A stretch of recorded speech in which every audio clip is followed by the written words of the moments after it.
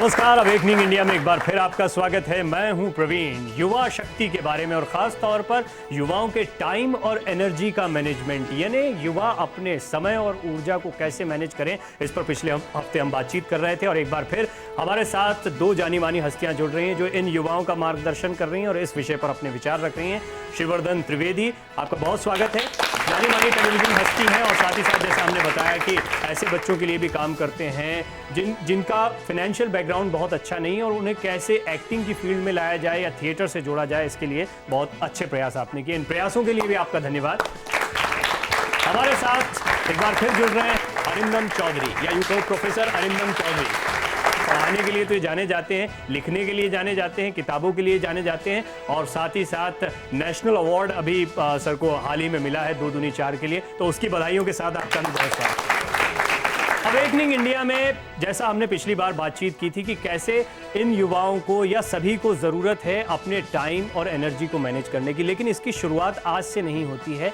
असली गुरु माता पिता, जैसा कि हमने पिछले एपिसोड में भी बात की थी, वहाँ से शुरुआत होती है इन बच्चों की एजुकेशन की। और फिर स्कूल में जाने के बाद में प्राइमरी टीचर्स खास तौर पर बहुत इंपॉर्टेंट भूमिका निभा सकते हैं। इन तमाम मसलों पर बातचीत हुई थी। आगे हम बातचीत को बढ़ाएंगे, लेकिन साथ ही साथ हमेशा ये कहा जाता है कि जो आपके आइडल्स होते हैं उनकी ज़िंदगी पर अगर आप नज़र दौड़ाएं तो अपनी ज़िंदगी की बहुत सारी परेशानियों का हल आपको मिल जाएगा, या आपको ये पता लग जाएगा अगर आपके जहन में कोई भी कन्फ्यूजन है कि आगे क्या करना है, तो इनकी ज़िंदगी को फॉलो करिए। और ऐसी एक ज़िंदगी है स्वामी विवेकानंद की, जिन्हें लेकर हमने अवेकनिंग इंडिया की शुरुआत की है। तो स्वामी विवेकानंद के जीवन की इस कहानी पर नज़र दौड़ाते हैं जो हम सबके लिए एक सीख है।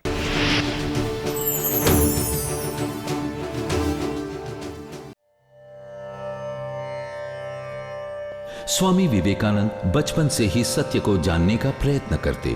बिना जांचे वे कुछ भी स्वीकार न करते। वे स्वयं सदैव सत्यवादी रहे और सत्य की ही शिक्षा देते रहे। उन्होंने सीखा था कि जब तक हम अपनी मुश्किलों का सामना करने के लिए खड़े नहीं होते, तब तक हम उनसे बच नहीं सकते। सर्वत्र एवं सर्वदा उन्होंने साहस का ही प्रचार किया। भारत में अपने भ्रमण के दौरान लोगों की अत्यधिक गरीबी और पिछड़ापन देखकर वे बहुत दुखित हुए।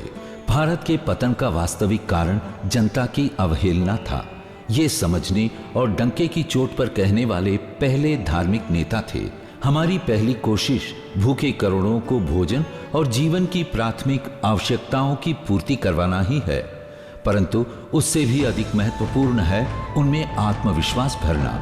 स्वामी विवेकानंद ने हमें जीवनदायी संदेश दिया है। उनके संदेशानुसार आप सब में दैवी शक्ति निहित है। अपनी अनंत संभावनाओं, अनंत शक्तियों में विश्वास रखो। उठो, जागो और रुको नहीं जब तक लक्ष्य को न पालो।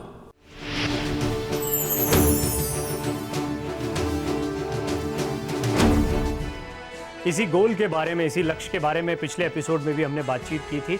और हम ये देखते हैं कि हमेशा आदर्शों को देखकर या आदर्शों को सामने रखकर भी लोग आगे बढ़ते हैं और इसकी सीख भी दी जाती है। आज हमारे साथ मीडिया के स्टूडेंट मौजूद हैं, मैनेजमेंट के स्टूडेंट मौजूद हैं और इन दोनों ही फील्ड्स के आइडल भी मेरे साथ मौजूद हैं या आदर्श भी मेरे साथ मौजूद हैं। शुरुआत आपसे शिववर्धन जी। हमने देखा स्वामी विवेकानंद के जीवन को आप लोग या हम लोग, बहुत से लोग ऐसे फॉलो करते हैं या उन्हें आदर्श मानते हैं। कि जीवन में आदर्श कितना इंपॉर्टेंट है, क्योंकि आप ये तो जानते हैं कि हमें इनके जैसा बनना है, इस जगह पर पहुंचना है जहां प्रोफेसर अरिंदम चौधरी हैं, शिववर्धन त्रिवेदी हैं या तमाम लोग मौजूद हैं। वो वहां कैसे पहुंचे उस पर किसी का ध्यान नहीं। आदर्श कितना इंपॉर्टेंट है और उसको फॉलो कैसे करें? सिर्फ एक ही चीज़ उसके लिए है कि आपका जो भी आदर्श हो या जो आपको अच्छा लगता है या आपको लगता है उनकी तरह हमको बनना है, तो कभी उनको मत देखो, उनकी देखो। कभी उनको मत सुनो, उनकी सुनो। प्रॉब्लम हमारे साथ क्या होता है, जब किसी एक ऐसी पर्सनालिटी को हम देखते हैं, किसी एक बहुत ही विराट व्यक्तित्व को हम देखते हैं, तो हम अचंभित हो जाते हैं।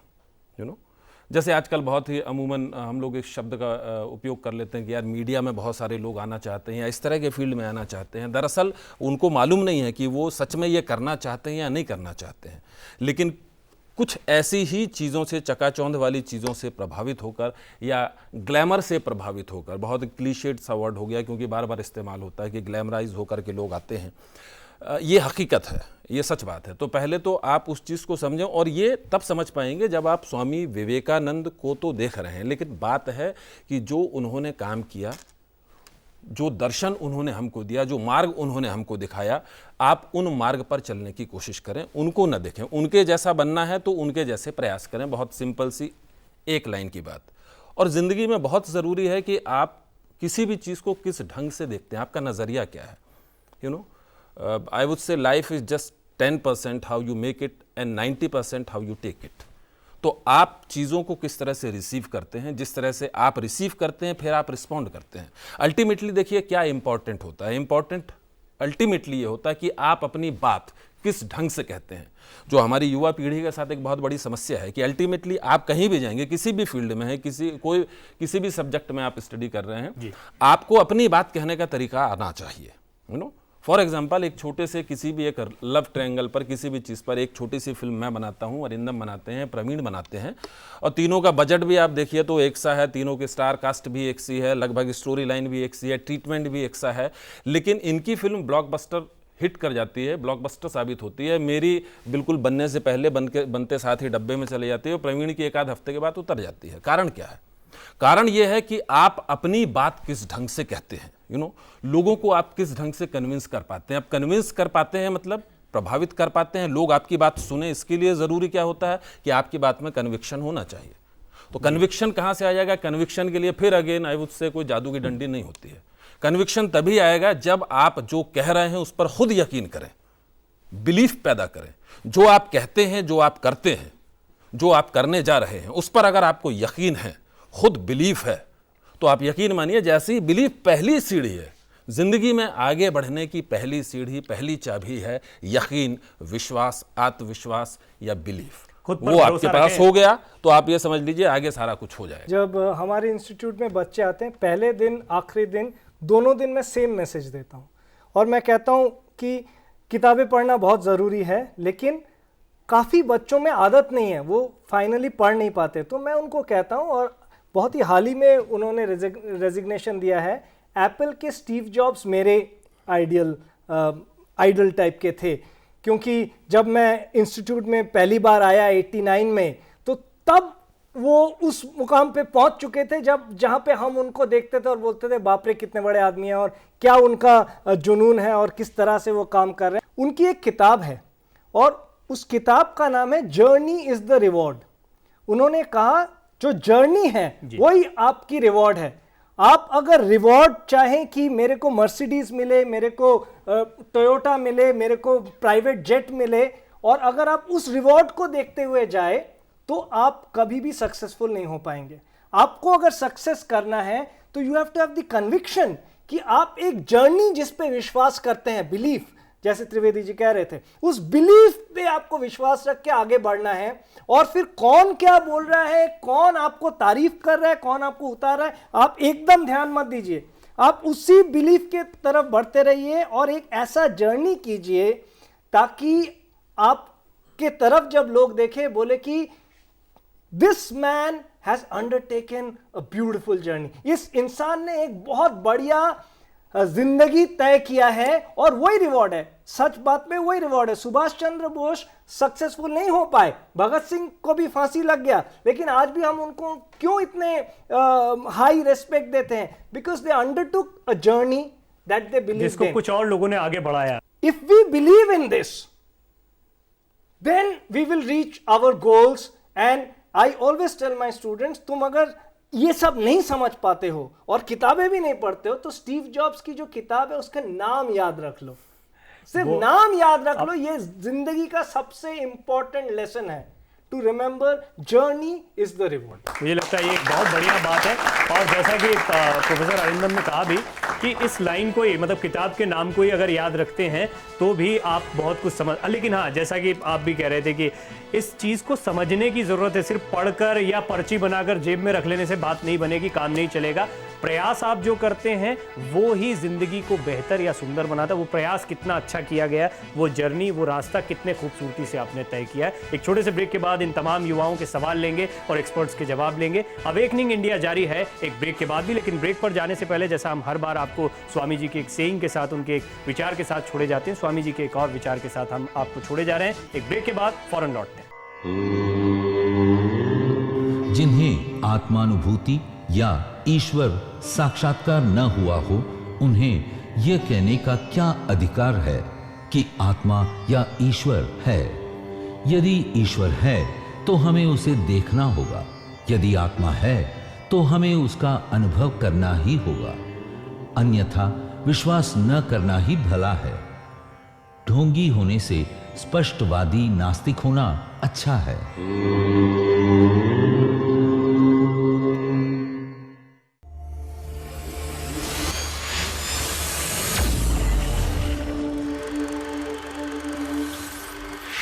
फिल्मों का वो दौर जिसने भारतीय सिनेमा को एक नई पहचान दी। कलाकारों की बेहतरीन अदायगी, दिलों को छू लेने वाली कहानियां, संगीत का बेमिसाल जादू, निर्देशन की बारीकियां, वो गौरवमयी फिल्मों का इतिहास। देखिए फिल्मोत्सव हर रविवार दोपहर 12 बजे सिर्फ डीडी नेशनल पर।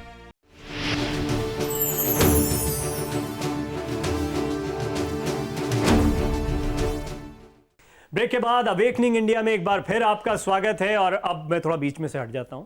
ये युवा हैं, इनके ढेर सारे सवाल हैं और आप जैसे एक्सपर्ट जब सामने होते हैं तो ये मौका नहीं चूकना चाहेंगे। अपने सवाल पूछना शुरू करें। सर मैं ये पूछना चाहता हूँ, प्रैक्टिकली ये चीज़ कैसे पॉसिबल है कि हम घर वालों को समझाएं कि हम ये करना चाहते हैं। आज मैं गिटार बजाना चाहता हूँ, मैं चाहता हूँ घर वालों को समझाऊँ गिटार बजाना चाहता हूँ, इसमें कुछ आगे कर सकता हूँ, लेकिन घर वाले ऑब्वियस सी बात है नहीं मानेंगे, कहेंगे पढ़ ले, पढ़ने की उम्र है, कुछ नहीं करेगा, ग्रेजुएशन है, MBA मास्टर्स करनी है। तो मैं एक वो नजरिए घर वालों को हम कैसे उनकी थिंकिंग चेंज कर सकते हैं? बहुत मुश्किल काम है और करना बहुत मुश्किल है, क्योंकि पढ़ाई बहुत इंपॉर्टेंट है और मैं भी अपने बच्चे को यही कहूँगा कि पढ़ना बहुत इंपॉर्टेंट है, लेकिन गिटार के लिए टाइम निकाल के मैं ही दूंगा उसे। मैं बोलूँगा गिटार बजाते रहे, पढ़ते रहे, जब सही उम्र होगा whatever you have to choose you should choose. लेकिन ये एक पूरा एनवायरनमेंट का प्रॉब्लम है। अगर एनवायरनमेंट ऐसा ना हो जहाँ पे आपको समझाया जाए कि पढ़ाई का क्या इंपॉर्टेंस है और हम आपको चाबुक मार के बोले पढ़, तू पढ़ना जरूरी है, तो यू विल ऑलवेज रिजेंट। तुम हमेशा बोलोगे नहीं पढ़ना है मेरे को, जो बोला जाए मैं वही नहीं करना चाहता हूं। ये तो मतलब हर इंसान के अंदर रहता है कि जबरदस्ती जो बोलोगे मैं नहीं करूंगा।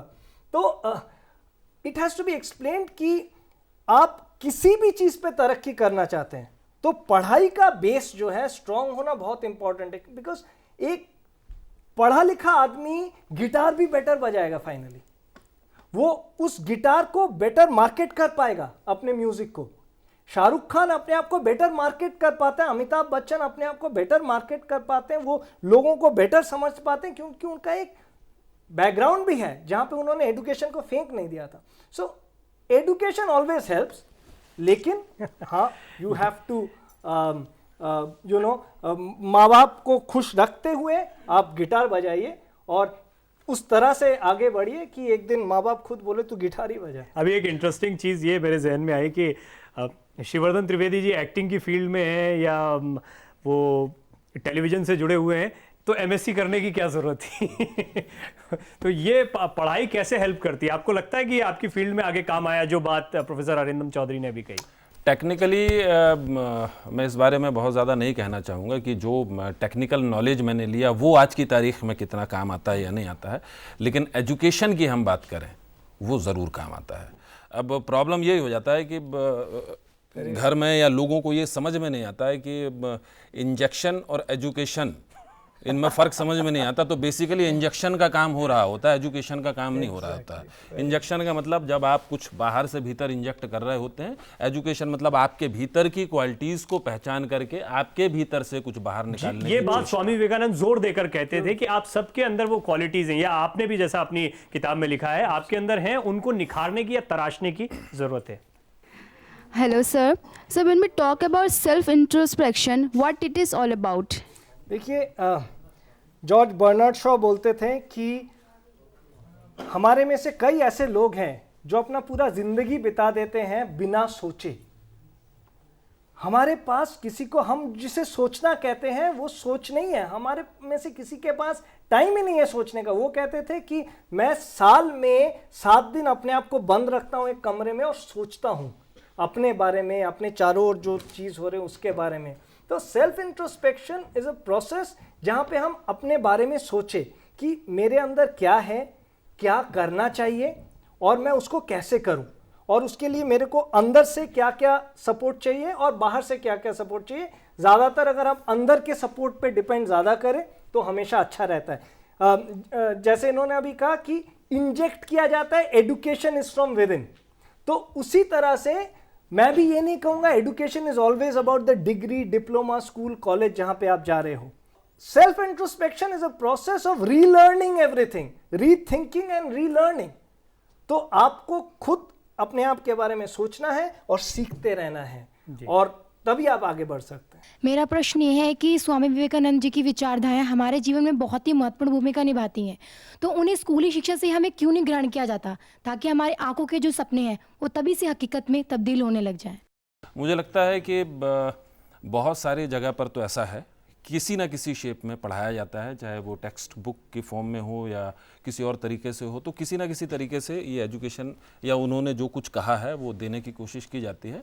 प्रॉब्लम ये हो जाता है कि उस वक्त फिर जो अरिंदम ने भी बात की कि इतना बोझ हो जाता है, ढेर सारे वो पेरेंट्स के भी सपने होते हैं, सराउंडिंग्स के भी सपने होते हैं, तो हम एक्चुअली इस तरह की चीज़ों को थोड़ा सा दरकिनार कर देते हैं। क्यों? क्योंकि वो हमारे टेक्स्ट से डायरेक्टली लिंक्ड नहीं होती है। हमको लगता है कि उसको पढ़ के हमें नंबर तो मिलने नहीं है, तो हम उसको रख देते हैं। जिनकी ज़रूरत कभी आपको या बात की ज़िंदगी में एक्चुअली इन्हीं सब चीज़ों की ज़रूरत पड़ती है।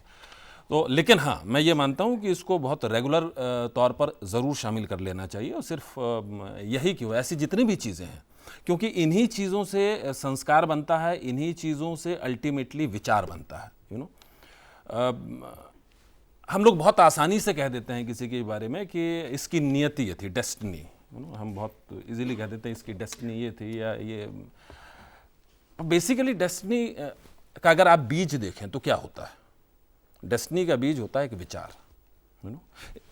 विचार, अब आप कहेंगे विचार तो लगातार चलते हैं, सच बात है, विचार तो एक सतत प्रक्रिया है, 24 घंटे सो रहे होते हैं तो भी विचारों का आवागमन तो चलता है, लेकिन करेक्ट थॉट का होना बहुत ज़रूरी है, सही विचार का होना बहुत ज़रूरी है।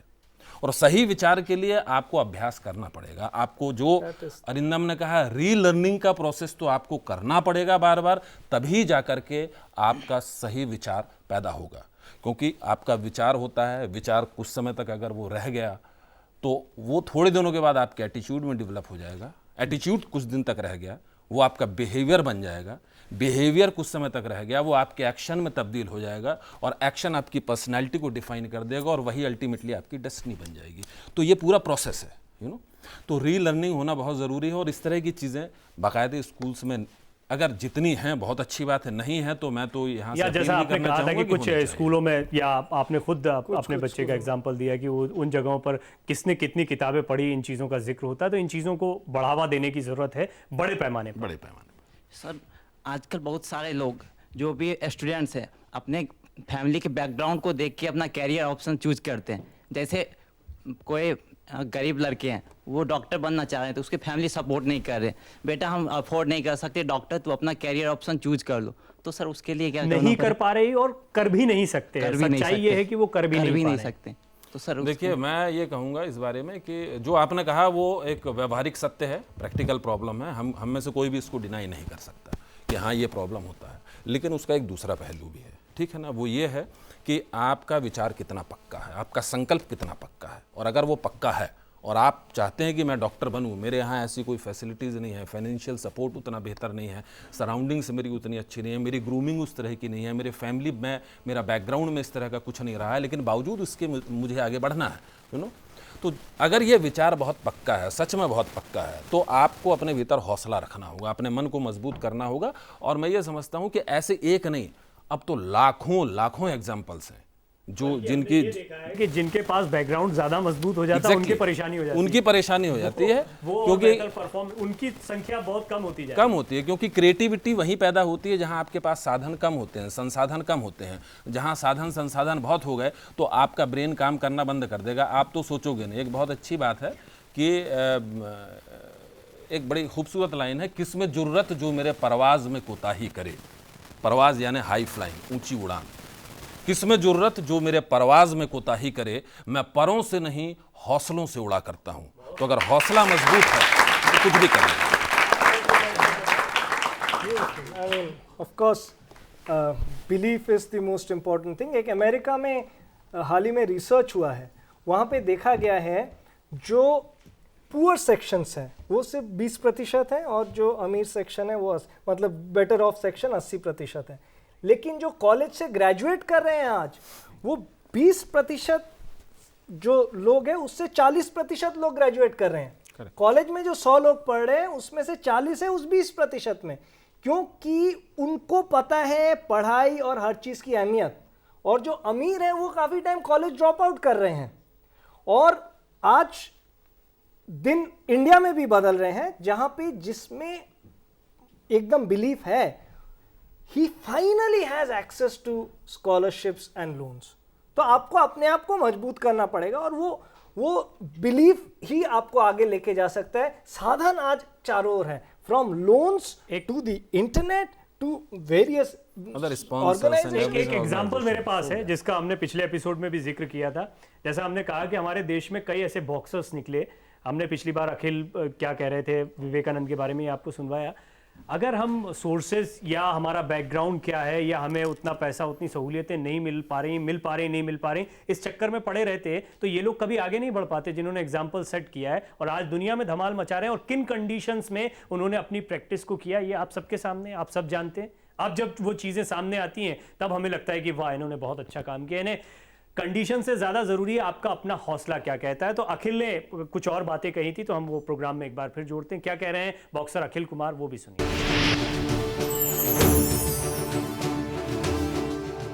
स्वामी जी बड़ा ही सादगीपूर्वक जीवन व्यतीत करते थे और उसके साथ साथ वह भारतीय संस्कृति के प्रति लगाव और प्रेम रखते थे। उनका मानना था कि दीन दुखियों की सेवा ही शिव सेवा के समान है। और भारतीय संस्कृति का उदाहरण देखने को मिलता है जब एक बार महाधर्म सम्मेलन था अमेरिका के अंदर। उन्होंने जब संबोधन की उन्होंने कहा मेरे अमेरिकी भाइयों और बहनों, और इतना ही कहना था कि वहाँ के जो हॉल था वो तालियों से गूंज उठा और उसके साथ साथ उन्होंने एक ही क्षण में सभी अमेरिकी लोगों को भाई और बहन बना लिया। और इससे बड़ा एग्जाम्पल और क्या हो सकता है भारतीय संस्कृति का कि सबको एक समान एक ही नज़र से देखते हैं।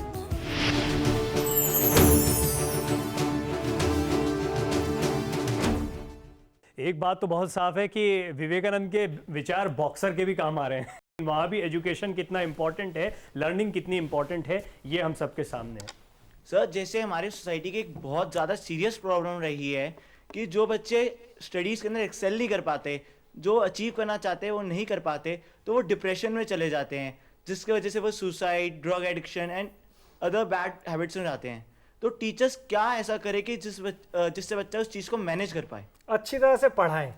पढ़ाते इतना ख़राब हैं कि उसके बाद बच्चा पढ़ाई में अच्छा नहीं होता है, फिर उसको गाली देते तू किसी काम का नहीं है और वो फिर डिप्रेस हो जाता है। तो पहली बात, अगर पढ़ाई में बच्चा अच्छा नहीं हो तो कोई खराबी नहीं है, क्योंकि वो उसमें कोई किसी और चीज़ में अच्छा होगा। और ऐसा कोई कोरिलेशन नहीं है जो पढ़ाई में, सब स्कूल के पढ़ाई में जिन्होंने हाई मार्क्स स्कोर किए वो दुनिया में जाके आगे बहुत बड़े बन गए हैं, ऐसा कोई कोरिलेशन नहीं है। आपके बिल गेट्स हो गए, स्टीव जॉब्स हो गए, वॉरेन बुफे हो गए, सबका वर्जिन अटलांटिक के रिचर्ड ब्रांसन हो गए, आज के जो जितने बड़े आइडल्स हैं जिनको दुनिया मानती है, सबका बैकग्राउंड है, सब कॉलेज ड्रॉप आउट्स। तो मैं ये नहीं कह रहा हूँ कॉलेज में ना पढ़ के आप ड्रॉप आउट हो जाइए, लेकिन मैं ये कह रहा हूं कि टीचर्स को अच्छा पढ़ाना चाहिए। जब हमारे कॉलेज में कोई टीचर आके बोलते हैं ये बच्चे हमसे समझ नहीं रहे, बहुत ही बेकार बच्चे हैं, अगले दिन हम उस टीचर को निकाल देते हैं, क्योंकि बच्चे खराब है ये तो मैंने नहीं देखा है, टीचर खराब है कि वो अच्छी तरह से पढ़ा नहीं पाया और उसको मोटिवेट नहीं कर पाया, उसके अंदर का जो हीरा है वो तराश के निकाल नहीं पाया।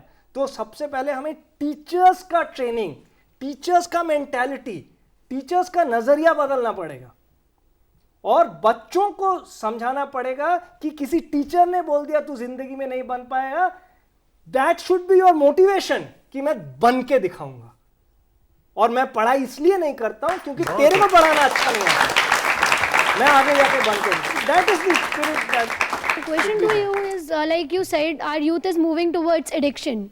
So what made our youth to deviate in that direction? None of our parents or teachers told us to get addicted towards FB or alcohol. So what were those factors that we are totally diverted? किसी ने आपके ऊपर समय व्यतीत करके आपके अंदर से आपको मोटिवेट नहीं किया दूसरा काम करने के लिए और ये समझाने के लिए कितनी बुराई है इन एडिक्शंस पे। अगर वो चीज़ स्ट्रांगली आपके अंदर दिमाग में नहीं भर दिया जाए तो आप चले जाएंगे उस तरफ, because human mind will always get attracted towards the easy thing. यहाँ पे जितने भी यूथ बैठे हैं मेरे ख्याल से 1 या 1.5 साल के अंदर most of them will start working. सो आपके हिसाब से what should be the motive of a youth today and how they should maintain the work and the personal life together?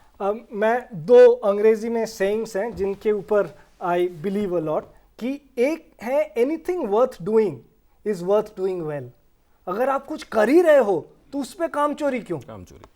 अगर 8 घंटे किसी कंपनी में जाके काम करना ही है तो ऐसे करो कि मार्टिन लूथर किंग ने बोला कि जो स्वीपर है he should be sweeping the floor so well कि जाने वाला बोलेगा कि क्या कमाल का काम किया है। So anything worth doing is worth doing well. और दूसरा है, हमेशा याद रखना, nobody is lucky. I get more luckier the more harder I work. तो आप जितना ज्यादा हार्ड वर्क करोगे उतना लकी आप बनते जाओगे, उतना सक्सेस आपके सामने आते जाएगा। लोग सोचेंगे लकी हो, it's all a result of hard work. बहुत बढ़िया sayings थी और बहुत बढ़िया बात थी, जिसके साथ अवेकनिंग इंडिया के आज के एपिसोड को हम यहीं पर खत्म कर रहे हैं। शिववर्धन त्रिवेदी जी आपका बहुत शुक्रिया, प्रोफेसर अरिंदम चौधरी आपका बहुत शुक्रिया, और तमाम युवाओं का बहुत शुक्रिया जो लगातार बने रहे। और आपकी तरफ से आज के लिए तो awakeningindia.dd@gmail.com हमारा ईमेल एड्रेस है। अवेकनिंग इंडिया का ये सिलसिला हम आगे भी जारी रखेंगे। आज के लिए मुझे, हमारे मेहमानों और तमाम युवाओं को इजाजत दीजिए। नमस्कार।